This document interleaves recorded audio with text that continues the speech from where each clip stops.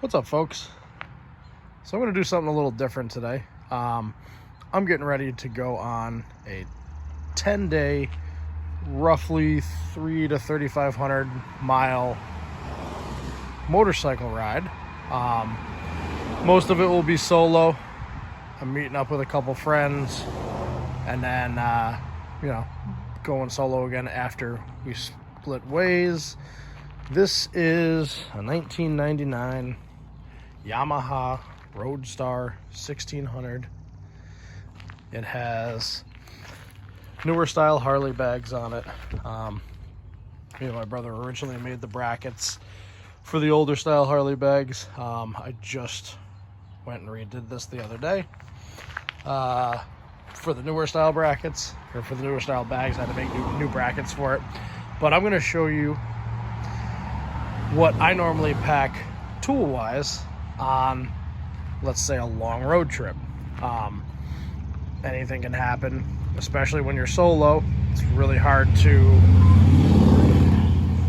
stop and get a ride somewhere. You can't have someone go run and grab a tool or a part or something like that. And my mindset behind what you need is based on not wanting to pay, let's say, a ridiculous amount of money for something that you can get prior to a trip and have on you, rather than spend that, way ridiculous markup on something that you're going to pay when you need to get it in a pinch. So I'm going to run through my bags and what goes in them. So what you have here is pretty much my setup. I've been on maybe 2 other road trips on a bike before. Only one of them was roughly the same length as this. I think we did 3,400 miles, 3,500 miles. That was the very first one that I took. And I can tell you that I well overpacked for it. Didn't need half the stuff that I had. Granted, it was originally intended to be a 5,000 mile ride, but we ended up cutting it short due to weather, and we ended up staying in a couple places a little bit longer than what we had originally intended. So I went on a much shorter road trip, roughly 1,000 miles maybe.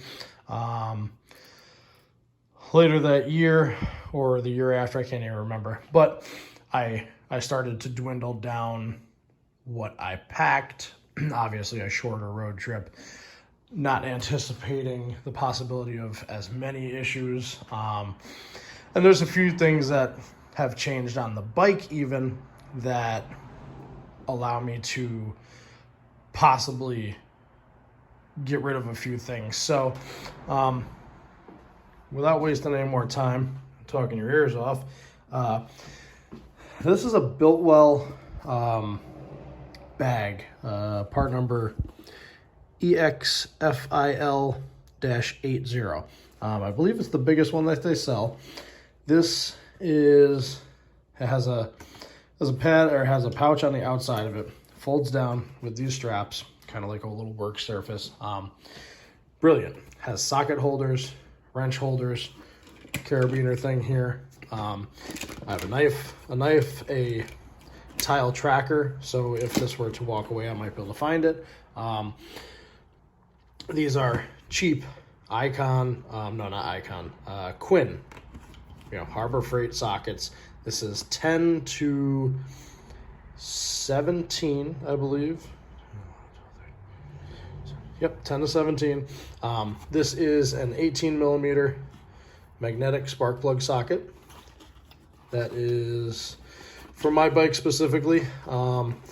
So on the first trip that I went on, I had tools for everything. I was riding with a bunch of Harleys, so I had some American stuff, I had some metric stuff. Call me over-prepared, absolutely. But so in this setup, I have only things for my bike, seeing that as predominantly a solo ride, and honestly, carrying a bunch of stuff sucks. So what I did do is I had brought originally a set of stubby Harbor Freight wrenches and didn't use them. They take up a lot of space. So you also can't carry as many sizes when they're a double or a combination wrench, not a double open end. So what I did was cheap Royers, cheap Amazon thin wrenches, right? Because most of this stuff on a bike, it's not a crazy torque. So this right here, this is obviously 2 sizes in the profile of, one combination, almost stubby. Like, this is not long at all. So they're thin wrenches, so they have less material. They're lighter. I can carry everything from an 8 all the way up to a 21, no skips. I bought this kit specifically. I actually had an Ulsa Tools kit that I was going to use, but the wrenches are actually longer, and they do have more material to them to begin with, so they are a nicer wrench. These specifically, I wanted to make sure that this large 21 millimeter did not come up and annoy the crap out of me or ruin the bag because it was rubbing on the socket above, which the original set that I had would have done. So I found these. I got the measurements for the longest one, figured out it was going to work perfect. That's why I wound up with that. Couple pouches here, zipper pouches. This will be the bag that I put pretty much all my clothes in. This actually, I can't remember what the 80 stands for, but it might like liters or something like that. Maybe, I don't remember, but this is a pretty big bag. So that will house all my clothes and now holds a lot of my tools, which I did not have this on the original road trip. That would have been pretty cool. It straps right to your sissy bar on the other side. It's awesome. So, long distance, this here, this is a Lowbrow Customs metal fuel can. So, spare fuel. Carry a little extra gas with you. That might be the difference of you walking 10 miles versus riding 10 miles, Oil, probably not a necessity to carry with me, but on the odd chance that you spring an oil leak or dump a bike and it's still rideable but it lost oil, I don't know. Bring oil, don't bring oil, whatever. My bike has tube tires. So the first time I went, I brought 2 tubes. Probably don't need 2 tubes, but I brought 2 because I got 2 tires, and for some reason I didn't want to have an issue with getting that size or that tube, whatever. So this time I'm gonna bring 1 tube. That's obviously twice the footprint of that box essentially. So spare belt. This is brand new. I had the choice to put this on the bike before I left, but the belt that's on there still looks in good condition. So that's one of those things where if you buy it from a Yamaha dealer, if they have it in stock, being a 1999 bike, there's a good chance that you won't be able to find one readily accessible. So tracking down a belt and not paying $400 or $500 for it at a dealership versus being able to buy one now, which I think I spent roughly $200 on that one. That's $300 difference that's an insane amount of money that you're saving. And if you can carry it, why not, right? So obviously I don't have a way to change the belt. The swing arm on the bike has to come off in order to change the belt. So I would have to find a shop that lets me utilize a lift or something like that, or at least I have the belt if they don't have one.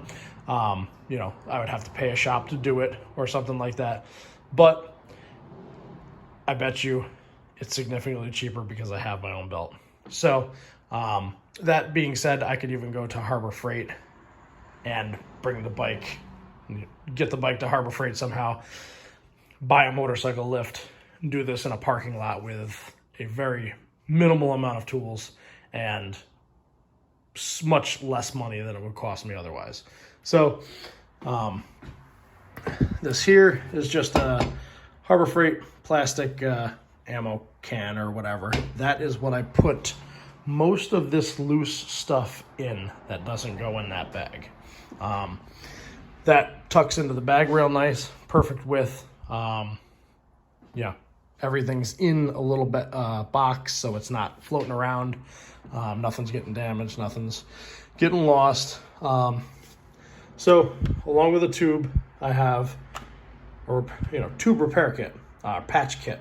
So granted, between the two of those, I should be able to fix a couple flat tires, let's say, if that were to happen.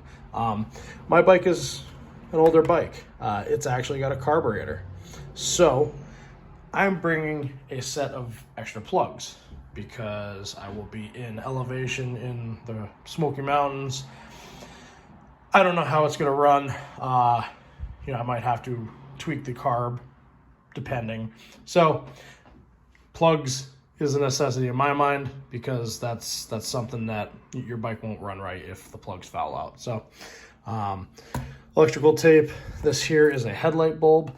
I now have a secondary set of lights on my bike. I have a pair of Rigid Ignite 1x1 cubes.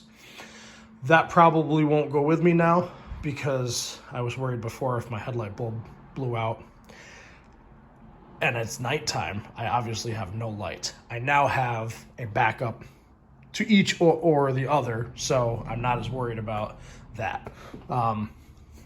Small tape measure. If you were to pull the rear wheel off and you don't have it marked, you would need to be able to measure to get your axle square to the bike again. This right here, this is an SOG knife. I can't remember the name of it, but this thing is pretty awesome. Tiny little profile here. Nice little sheath with a belt holder or the belt clip. Another tile tracker. I would put that in one of my saddlebags to keep an eye on the bike if it were to walk away, let's say. Got an easy pass. This is clipped to a bar mount. That goes right on the handlebars. Set of wire strippers and crimpers. If you have an electrical issue, it's going to be pretty necessary to put wires back together, let's say. 10-inch Pittsburgh adjustable wrench, a set of Pittsburgh flush cuts, set of Pittsburgh small needle nose, very pointy, if I need to do something delicate.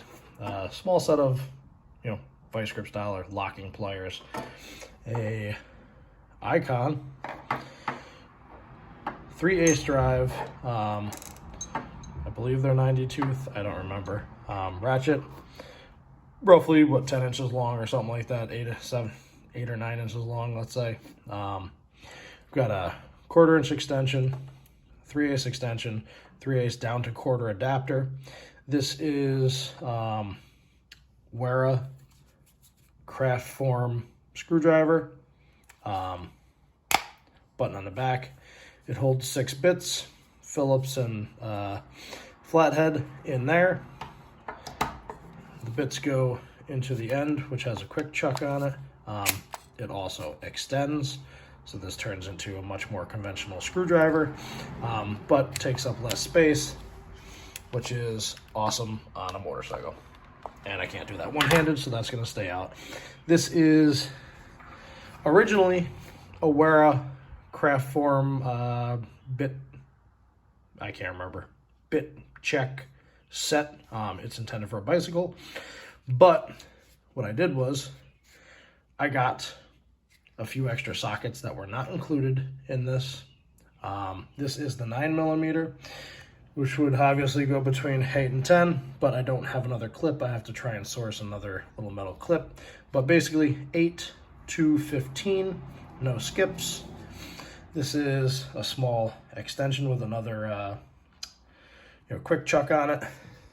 This here is actually a small 1/4 inch, it's a 1/4 inch bit drive ratchet. This is a small handle to turn your 1/4 inch bits into a screwdriver. Out pops, come on, you can do it, there we go. Out pops the bit check. What we have in here is a 1/4 inch hex drive to 1/4 inch socket adapter. I have Torx bit bits. I have standard Allen bits. I have every possible metric that I could think of needing. The bike has predominantly 5 and 6mm, but I have way more than I need. Ball, metric, and bits as well, because some of the things may not allow you to get a bit straight onto it. This is a set of tire spoons that came out of another motorcycle toolkit. This is a set of, I believe, Motion Pro tire spoons. This also has a 10 and a 12mm. So what you can't see is one side of this has a 10 and one side of that has a 12mm hex in it, so it's a wrench. This here is a 32mm, and this here is, I believe this is a Motion Pro as well. This is an aluminum adapter, which goes into the 32, obviously, turns it into a 22 and a 24, or 22 and a 27. Those are the axle nut sizes for my bike. So I can take off a wheel, change a tire if I need to. Obviously, I'd have to figure out a way to jack it up, put it on a block or something. These are just a cheap set of Doyle Harbor Freight slip joint pliers. This is, normally I have a crow's foot and an adapter to a 1/2 inch on that extension to use a ratchet with it. But this is out of my factory toolkit. I can't find that right now, so I'm going to bring this instead. This is a 32mm open end wrench, which will allow you to adjust the coilover preload nuts. This here is, I believe, a Gerber multi-tool, pliers, cutters, things of that nature. Just a handy thing to have. 90 degree pick. This is from the factory toolkit yet again. This is a Japanese, whatever, J-spec Phillips, and it has a flathead on the other end. It pops out of the handle. This is a larger Japanese Phillips, say out of the same kit. That's probably going to work on a Phillips better than anything I have on that bike. This is a lock for my neck if I want to lock it in any instance. This right here is probably a lifesaver. This is an extension, threads onto your valve stem. If it's in an odd spot and you can't get the normal chuck at a gas station, let's say, onto it, and then you can fill it there. So this here is something I got. This is pretty cool. This is a Lexan air compressor. So you set your pressure. A little noisy, not the quickest thing in the world, but tiny. This also acts as a battery pack if I were to charge something off of it. It has its own hose in here. What we got in here is a lighter, some bushings for my saddlebags if one were to disintegrate, super glue, Loctites, 90-degree extension for a valve stem, which kind of does the same thing as that, but that's a little bit harder to get on there sometimes. Valve core tool, extra bolt for my air cleaner on my carburetor, because that's the only thing I can see possibly rattling loose. A bunch of hose or nipple caps. There's a couple things on the bike that either could be capped off in one instance or have a cap on it now. This here, some hose clamps. I have a digital tire pressure gauge. This is a battery tender. This is a USB plug on one end, and it plugs into my battery tender plug on the bike, so it would power off of the bike. I have one in the bike already, but this is a backup. The other one's hardwired in.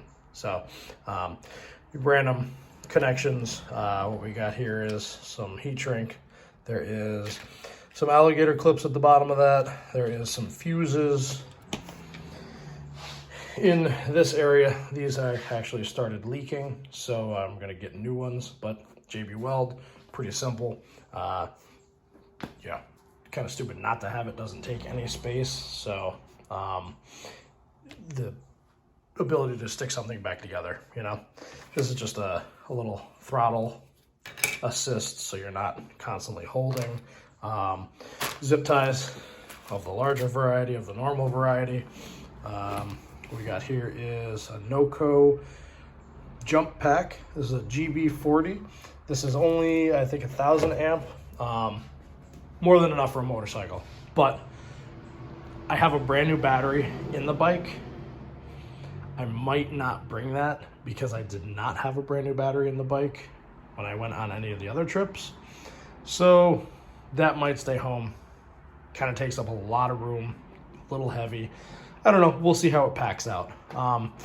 So this is pretty much what I bring on a road trip. I have things like this. You know, this is a Cruise Tools metric motorcycle toolkit. This is very small profile. Perfect if you're not really expecting to do much at all. I have a really old bike. Chances are that I'm going to have to wrench on it at some point, much higher than if I had a brand new bike. If I had a brand new bike, I'd probably bring this because it has a few things to get you out of a pinch. This is great for what it is, but it just does not have enough stuff in it that I feel comfortable taking my, whatever it is, 27-year-old motorcycle on a 3,000 to 4,000 mile trip. I feel much more confident that if I have an issue, I can fix the issue. I don't have to rely on somebody else. I don't have to take more time out of my trip to rectify a problem. So that's a little, hopefully that gives you a little insight into what you might pack on a road trip on a bike, you know? All right, guys, well, we're gonna pack all this crap up and we're gonna hit the road tomorrow. So this is what I came up with. Got the Biltwell bag up here, strapped to the sissy bar. That's pretty solid, not going anywhere. Easy access to the tool pouch like that. Clothes in there, toiletries and stuff on there. Bag 1, shoes, rain jacket, tube, belt, oil.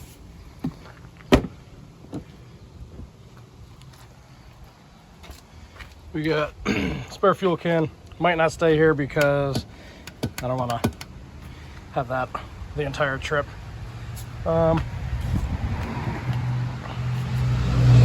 Bag 2, air pump, little plastic ammo can with all the tools in it, leather jacket, and that's it. So I did not bring the jump pack because the more I thought about it, I do have a brand new battery. So that's that.